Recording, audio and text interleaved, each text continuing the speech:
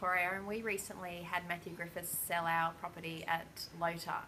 We spoke to various real estate agents and were very happy when we came across Matt. He was, you could tell he was experienced and had a lot of knowledge.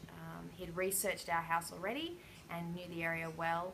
He was extremely professional, and it was a daunting process for us with a newborn and our eldest with a disability. So the idea of putting our house on the market just seemed extremely overwhelming.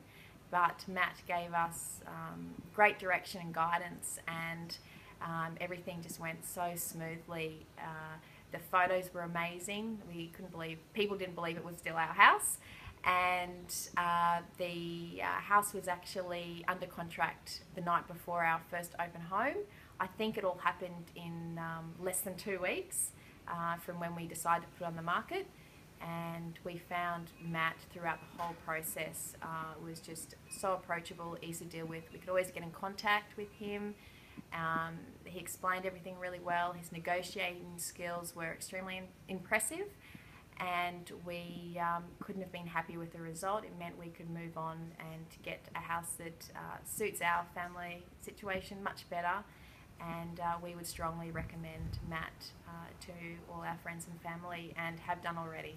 So thanks, Matt.